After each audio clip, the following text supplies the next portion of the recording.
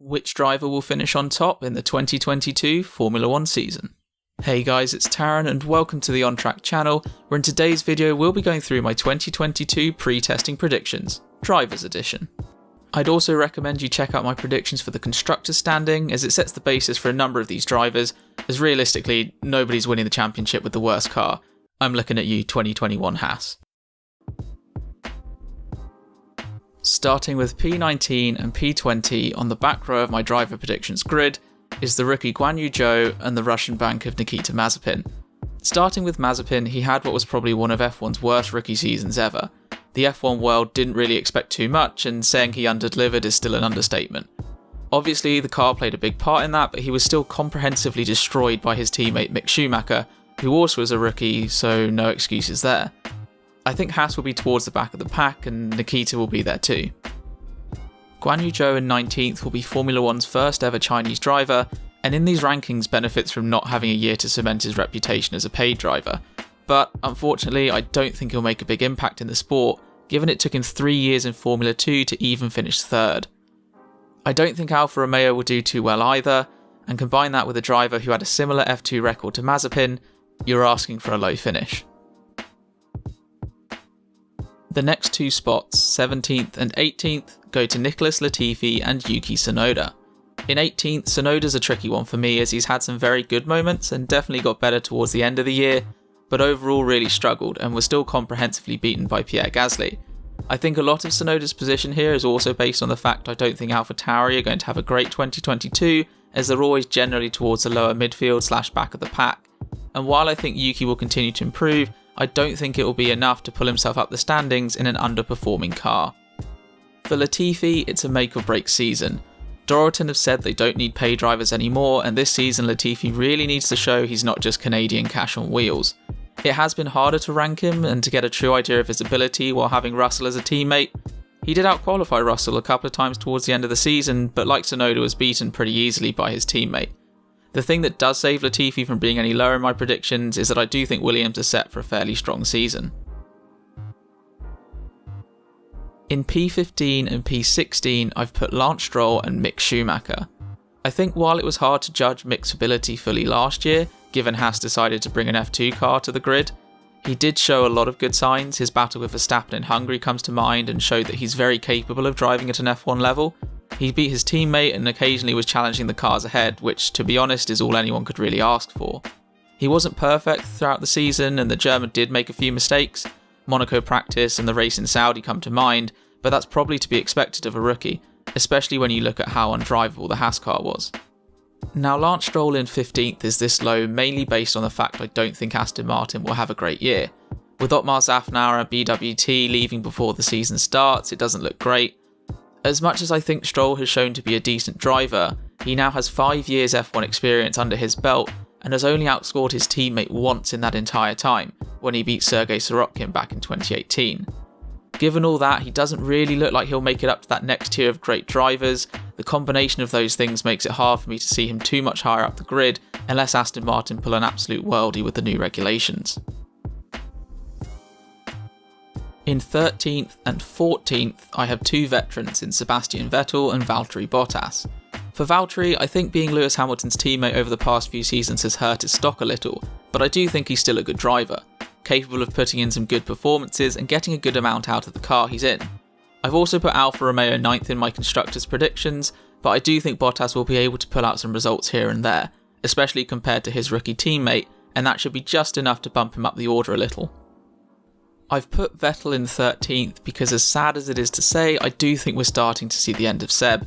He's spoken in interviews about if he'll be around in a couple of years, and I don't think he has quite the same fire we saw during his Red Bull and Ferrari days. He's not gone full Kimi Raikkonen with F1 just being a hobby, but unless the car is near the top, I don't really see him being extra special in 2022. Given that I don't see Aston Martin performing too well, I can't put him much higher than 13th. But I do think he'll outperform his teammate Lance Stroll just as he did in 2021. Unfortunately for me, I just can't see the title challenging and title winning Seb returning, at least not for this year. P11 and P12, just outside the top 10, we have an all-French row with Esteban Ocon and Pierre Gasly. Now Gasly in the AlphaTauri over the past 2 seasons has shown just how good and how consistent he is. hence why I've put him 6 places higher than his teammate Tsunoda. I think that gap is definitely a deserved one, especially as we've seen Gasly be able to take advantage of some crazier races, such as finishing P2 in Brazil 2019 and winning in Monza in 2020. Unfortunately for Pierre, I'm not really seeing a big season for AlphaTauri, which in all honesty is the main reason why I see him dropping down a little in the standings from his 2021 finish of 9th. Now in 11th place, Ocon and Alpine is a solid partnership, but one that I'd say lacks anything too special. Esteban has had some good and bad races, he is of course now an F1 race winner, but overall I don't think he has the same raw ability as the likes of a Charles Leclerc or Lando Norris. For me, it'll be interesting to see how he does given his contract has a full 3 seasons left, as I know many drivers say they much prefer having some long-term security. Overall for me, he'll do a decent job picking up some good points, but in general will just sort of be there or thereabouts. Into the top 10 with Daniel Ricciardo in P9 and Alex Albon in P10. Looking back, this may be a little high for Albon, but I am predicting a decent season for Williams, and I think that this year they should put a relatively good car together. Having had a year out, he'll be coming back in Hungary, wanting to show how good he is, and based off what we saw from 2 seasons in 2019 and 2020, I definitely think it's fair to say he's shown enough to be considered a good driver. I also think the regulation change may well help a little, as while he'll have to get used to a new car, so will everyone else on the grid. Now in P9 alongside Albon, I've put Ricciardo, and that's for 2 main reasons. The first is that I don't quite see McLaren really pushing up the grid too far this year, compared to the likes of Ferrari, Mercedes and Red Bull. I just have the feeling they won't quite improve like they have in the past 2 seasons, which don't get me wrong, I'd love to see, but at this point, I can't quite. With Ricciardo in the new cars, I almost feel like he could be the opposite of Albon, in the sense that in the past Danny Ric has really struggled to adapt to new machinery, and we saw that at both Renault and McLaren. Given how drastic the regulation changes are, I do think he'll struggle to quite get a grip with them, especially to start the year. For P7 and P8, I've put Sergio Perez and Mr. El Plan Fernando Alonso. Now with Fernando, I think he could definitely be the hungriest driver on the grid this year, as he's not getting any younger. He did surprise me however in 2021 with his pace and racecraft really showing he can definitely perform at the top level. Topping off his season highlights with some of the best defensive driving I've seen in Hungary, as well as his podium finish in Qatar. Unfortunately for Fernando and his quest for another title, I don't think Alpine will have a championship contending car in 2022, and therefore he's stuck in P8 for me. Still 2 places up from last year though. Next to him, down 3 spots from last year, I've put Sergio Perez. I don't think Red Bull will quite be up there in 2022 given how much they put into 2021, as well as the fact they're having to take on their own power units from Honda. While I think Verstappen will get the best out of the car, I can't quite see the same for Perez. He was comprehensively outqualified by Verstappen and only finished ahead of Max when the Dutchman crashed out of the race.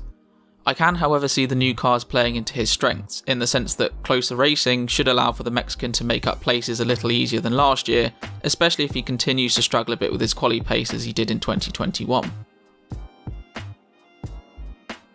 In P5 and P6, I've put the past McLaren bromance of Carlos Sainz and Lando Norris, with the Brit being pipped by the Spaniard for the 3rd year in a row.